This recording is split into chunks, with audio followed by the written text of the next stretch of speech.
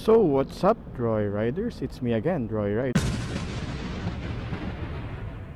For today's video guys, titignan natin kung gaano ba kalakas tong CF Moto 700 MT sa gasolina. Ngayon, pinapa full tank natin siya at babiyahe tayo ngayon ng Atimonan, Quezon. Tingnan natin kung hanggang saan naabot ng isang full tank na ito, no? So matotal na sa 190 kilometers yun yung Atimonan, Quezon. So let's see kung kaya ba ng isang full tank or magpapagas pa tayo, no? Pero for sure magpapagas pa tayo ulit bago tayo makarating ng Atimonan or sa pagdating natin sa Atimonan, kasi para malaman natin yung konsumo, no? So let's see, let's go. So napakarga natin is 16.8 liters sa automatic lang yun guys. Yun o, kita nyo ba, full tank na, no? Sarado na natin yan. Aray ko, hindi ko maisara. Ayan, long ride tayo. Tomorrow is Atimonang Endurance at kasali tayo doon. Maraming salamat sa mga nag-send para sa panggas ko, no? Sa aking kapatid na nag-send ng piso at sa aking bubos na nag-send ng 100 pesos sa GCash. Maraming salamat po sa inyo. Malaking tulong po yun. Ay, larga na tayo. So, isiro muna natin tong ating trip 1. Yan, 0. Para makita natin yung kilometers kung ilan. So, maraming salamat dahil tumigil na ang ulan. At ito, kita nyo naman, umaaraw na kahit papaano, no? Halos 2 linggo, dire-diretso umuulan. Ngayon lang as in umaraw ulit at tumigil ang ulan. Hopefully magtuloy-tuloy na, no? At sobrang daming lugar na binaha. Grabe, kawawa naman yung mga binaha. So, right na tayo guys. Atimonan, Quezon! Let's go! Okay, SLEX na tayo guys. Malapit na rin tayo sa Alabang. Dito ay maaraw-araw na. Nagpapakita na si Haring Araw. Thank you Lord. So guys, bago ko nga pala computein kung magkano ang makokonsumo natin, I mean kung ilang litro, no? Sabihin ko muna guys kung ilang litro to, no? Itong motor na to ay merong 20 liters. Diba? Laki ng tangke, 20. Kaso kasi based sa mga una kong computation, pero mga kasi may kasamang city ride yun eh, no? Parang nasa ano siya, 17 kilometers per liter. Lakas, diba? Galing ako sa exciting. Yung exciting ko noon is 23, 24, 25 kilometers per liter. Doon siya naglalaro, no? Pag mga long ride. Matipid yun. Syempre, una-una, single cylinder. At pangalawa, 400cc. Ayun, speaking, Kim ko exciting yung kasalubong natin. Anyways, mamaya yung pickup ko ay babiyahe rin pa Atimonan, no? Ang magmamaneho naman ay si Taneng! Kasama si Buntis.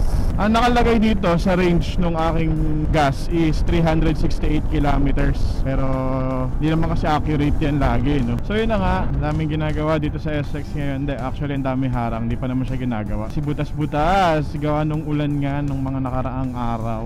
Lalalim, oh, grabe. Ano pa kaya sa Quezon nito, no? Kagalingan na lang umiwas sa lubak. Hala na, wala naman tayong choice eh. So guys, dahil muna tayo dito sa Moto Market Iton, Santa Rosa. So sabi ko sa inyo guys, hindi accurate tong gauge na to eh. Kung kanina 380 plus ba o something, ngayon naging 400. Hindi naman ako nagpapakarga ulit. Sino kayang tambay dito? Sana meron. Parang wala pala. Uy, meron. May Ducati. May mahaba ang baba. Gugulo muna tayo dito guys.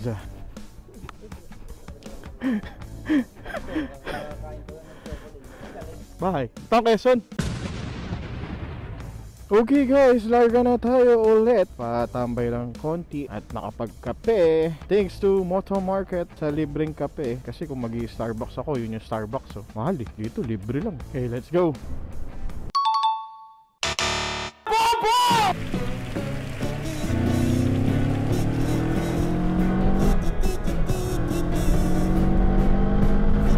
Tanga ko. Iisip ko kasi pauwi ako Makati. Pa-Quezon nga pala ako ba? Tulin ko pa visit. Matanga-tanga ka na naman, Droy Ride TV. Okay, SLEX na ulit guys. Traffic. Traffic guys, SLEX. Bago magkalamba. Dami kasing butas na kalsada. Traffic, kaliwat kanan. Grabe, traffic. Ay, grabe yun. Pinagdaanan ko din eh. Traffic. Gawin natin trangko si Sir.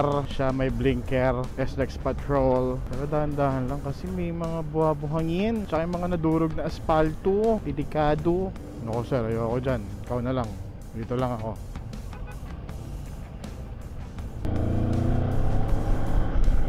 Ayos na. Sadyang doon lang kasi butas-butas yung kalsada eh. Butas-butas. Delikado yan oh. Yun oh. Grabe. Hindi yan sira. Wasak. Parang nakakatakot doon sa dadaan ako. Kita nyo ba yung dilim? Lord, please guide me. Parang malakas-lakas na ulan yun ah. Pero pag ganyan guys, magtatanggal ako ng camera. Delikadong masira ang aking camera dyan. Wala naman ang ulan guys. Ang problema lang yung basang-basa yung kalsada. So yung talsik, yun ang nagbabasa sa akin. Hinto muna tayo. Tanggal tayong camera guys. Magtatanggal akong camera. So mamaya na ako mag-vlog ulit. Baka sa parting Quezon na no. Tanggal muna tayo ng camera. Delikado baka masira pa.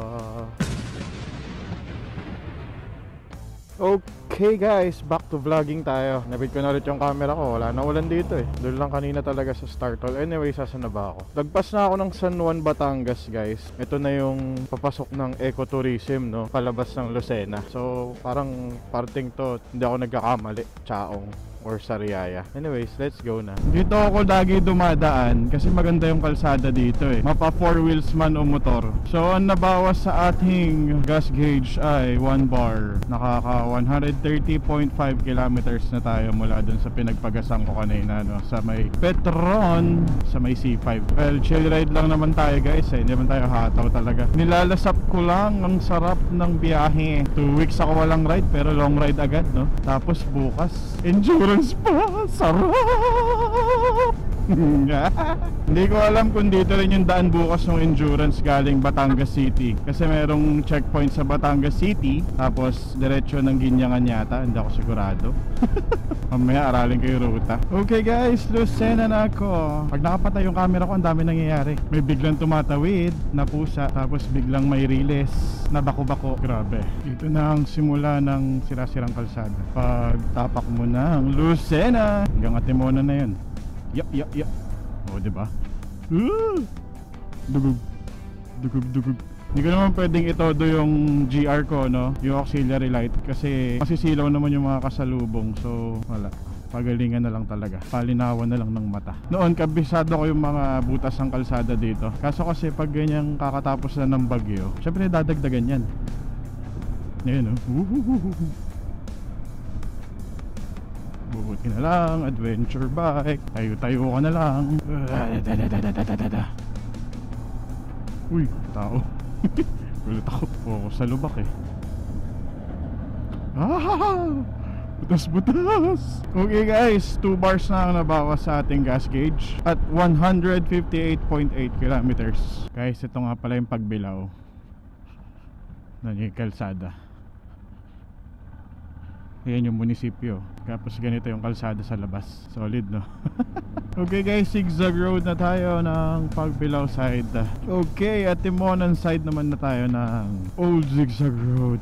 Ito yung Atimonan Zigzag Park no? Guys, bukas na lang tayo magpakarga ng gasolina bago ako pumunta ng grid no? Para full tank tayo bago mag take off. Baka kasi magamit pa tong motor na to bukas ng umaga eh. Kaya tomorrow na lang. Pero ang range na natin ngayon is 236 kilometers na lang no? Ang natakbo natin ay 185.3 kilometers. So hanggang dun sa bayan mga 190 nga. Tama ako mula C5.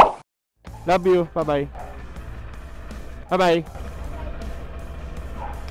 Okay guys, papunta na tayo ng grid para magpa-scrutiny. Tapos iwanan na natin to doon sa Bay Park, Atimonan. Tapos sundo na lang tayo doon mamaya Ilataneng. Ay, sarap naman ang feeling na bagong linis yung motor. Nilinis ko muna kasi siya kanina guys, para sabak na lang mamaya. So ngayon, ang gagawin natin is magpapagas muna tayo para makompute na natin yung gasolina kung gaano siya kalakas no. Palyado yung busina ko nabasa yata yung wire. Ayop na yun. Ay, madali lang naman yan.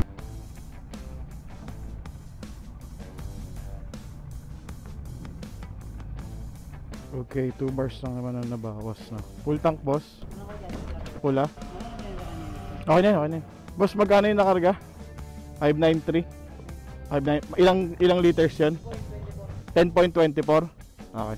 Sige, thank you. So, natakbo natin is 206.9 kilometers divide 10.24. 20 liters. 20.2 kilometers pala. Bobo. Per liter. Tipid to. So, yun ang konsumo niya kapag long ride. Okay, dito na tayo sa Port of Atimonan. Papunta yan ng Alabat, guys.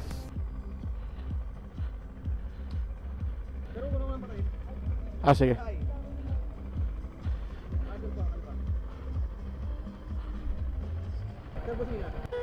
Puta, pumalya pa. Busina. Ayun. Basa eh. Yan na. Kalinisan lang eh, pumalya pa. Eto boss. Anong pila mo sa rito sa kaunahan? Sa unahan? Ah, sige po. Ah, dun sa pinakaunahan. Nulan pa guys. Ay, nako. Okay, take off na. Malapit na. Ingat, ingat. Boss, ingat. Ride safe, ride safe. Ingat po, ingat.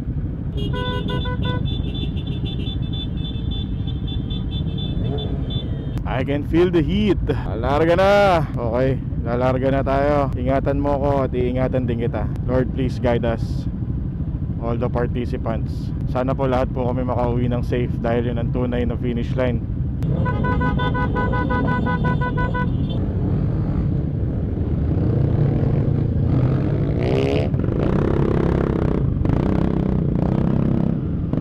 Okay, take off na guys. Okay. Buhayin natin ang dugo. Buhayin natin ang dugo para sigla-sigla tayo. Woo!